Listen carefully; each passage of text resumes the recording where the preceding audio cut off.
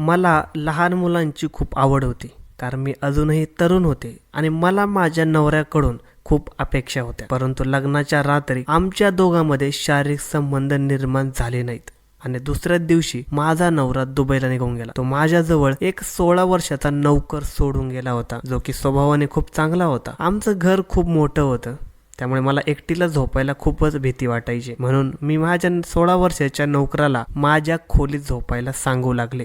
काही दिवस निघून गेले आणि माझी प्रकृती बिघडू लागली. माझा नौकर रोज रात्री स्वतःच्या हाताने बनवलेलं जेवण मला द्यायचा, जे खाऊन मी अगदी गाढ झोपून जायचे. एके दिवशी मी त्याने बनवलेलं जेवण जेवले नाही आणि अर्ध्या रात्री मला जाग आली. तेव्हा नवऱ्याने माझ्या नाईट ड्रेसमध्ये जे काही केलं त्याचा मी कधी स्वप्नातही विचार केला नव्हता. माझा नौकर माझ्यासोबत असं काही करेल हे माझ्या कल्पनेपलीकडचं होतं. मला लवकरात लवकर या दलदलीतून बाहेर पडायचं होतं, नाहीतर माझं खूपच मोठं नुकसान झालं असतं. मी माझ्या देखण्या नोकराला पाहून कितीतरी वेळा स्वतःचे भान हरवून बसले होते, कारण माझा नवरा माझ्या अपेक्षा पूर्ण करू शकत नव्हता आणि तो इथे हजर देखील नव्हता. तरी देखील मी पत्नी म्हणून माझे पूर्ण कर्तव्य पार पाडले आणि माझ्या मनावर व नजरेवर ताबा मिळवला. परंतु माझा नौकर उमेश माझ्यासोबत असं वागेल हे मला वाटलं नव्हतं. गेल्या काही दिवसांपासून मी उमेशला माझ्यासोबत झोपत होते. इतक्या मोठ्या घरात माझ्याशिवाय आणि त्याच्याशिवाय कुणीही नव्हतं. मला वाटणारी भीती दूर व्हावी आणि उमेशलाही आर्थिक मदत व्हावी या हेतूने मी त्याला म्हणाले होते, तू माझ्या बेडवर माझ्यासोबत झोपत जा, यामुळे माझी भीती दूर होईल आणि तुझा पगारही डबल होईल. तुझ्या आईचा फायदा होईल. बिचाऱ्यासाठी कमवणारा तुझ्याशिवाय दुसरं कोणी नाहीये. पगार वाढल्यामुळे ती सुद्धा खूपच खुश होईल. मी त्याला स्वतःच्या मुलाप्रमाणे मानलं होतं. परंतु म्हणतात ना, एखाद्याला तू लहान मूल आहेस असं म्हटल्याने तो लहान राहत नाही. एका आठवड्यानंतर जेव्हा मला उमेशचं सत्य समजलं तेव्हा माझ्या पायाखालची जमीन सरकली. तुम्हाला वारंवार निरखून पाहत असे. एकदा मी आंघोळ करून बाहेर आले असताना दारावरची बेल वाजली. बाहेर एक बाई तिच्या मुलासोबत उभी होती. तिचा मुलगा माझ्याकडे एकटक पाहत होता, कारण मी फक्त बाथरूममध्ये होते. ती बाई म्हणाली, मॅडम, मी माझ्या मुलाला कामावर सोडायला आली आहे. तुमच्या घरात कामासाठी कोणाची तरी गरज आहे असं समजलं, म्हणून मी याला घेऊन आले.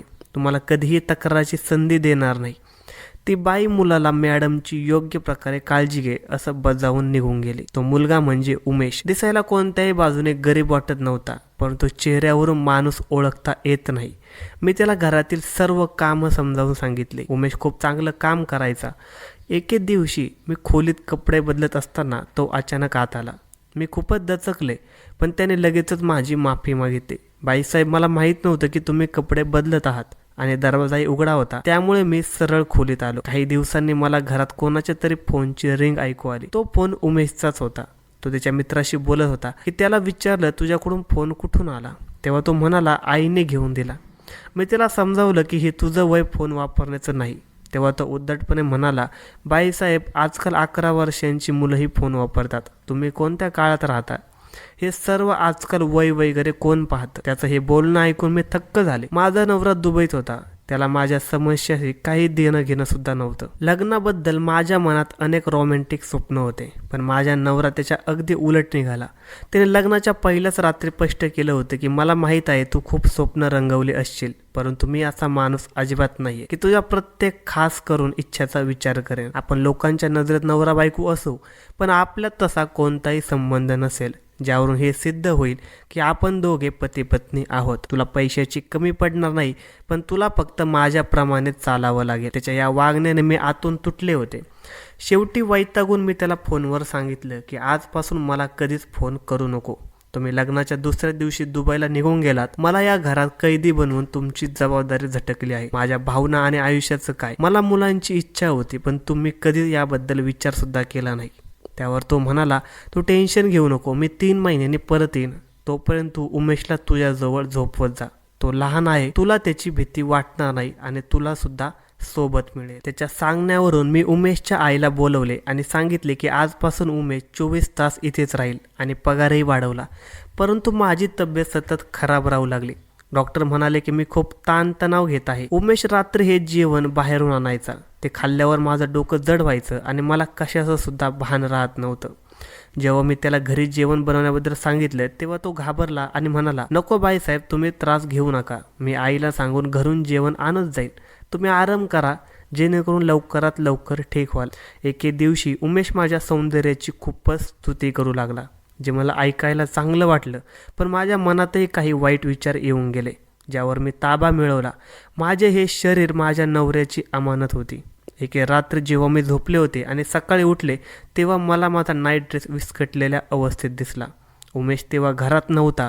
तो संध्याकाळी आला तेव्हा म्हणाला की आईची तब्येत खराब असल्याने तो निघून गेला होता. मला संशय आला की रात्री काहीतरी चुकीचं घडलं आहे. दुसऱ्या रात्री मी झोपण्याचं नाटक केलं. रात्री 12 वाजता उमेश खोलीत आला. त्यानंतर जे घडलं ते पाहून मला धक्काच बसला.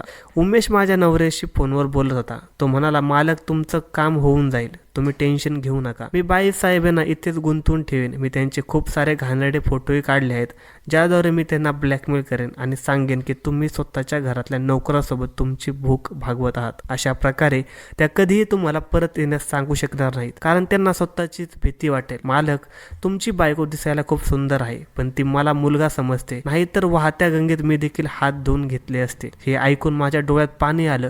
माझा नवरा इतका खाली कसा पडू शकतो यावर माझा विश्वासच बसत नव्हता. नंतर मला एका ओळखीच्या बाईकडून समजलं की माझ्या नवऱ्याने आधीच दुबईत एक परदेशी मुलीशी लग्न केलं आहे. त्याला मी कधीच आवडले नव्हते, फक्त आईच्या भीतीने त्याने माझ्याशी लग्न केलं होतं. मला चरित्रहीन सिद्ध करून आपल्या मार्गातून दूर करण्याचा हा त्याचा कट होता आणि त्यासाठीच त्याने उमेशचा वापर केला होता. 16 वर्षाच्या मुलाला लहान मूल समजून मी मोठी चूक केली होती. दुसऱ्याच दिवशी मी उमेशला कामावरून काढून टाकलं. माझ्यासाठी तो नोकरापेक्षा एक फसवणूक करणारा माणूस झाला होता. सर्व मुलींच्या आईवडिलांना माझी हीच विनंती आहे की आपल्या मुलीसाठी मुलगा निवडताना सासरच्या लोकांची योग्य प्रकारे चौकशी करा, जेणेकरून माझ्यासारखी वेळ तुमच्या मुलीवर येऊ नये आणि तिची इज्जत डावावर लागू नये. मित्रांनो, जर तुम्हाला ही कथा आवडली असेल तर व्हिडिओला लाईक करा आणि अशा छान छान कथा पाहण्यासाठी चॅनलला सबस्क्राईब करा. धन्यवाद.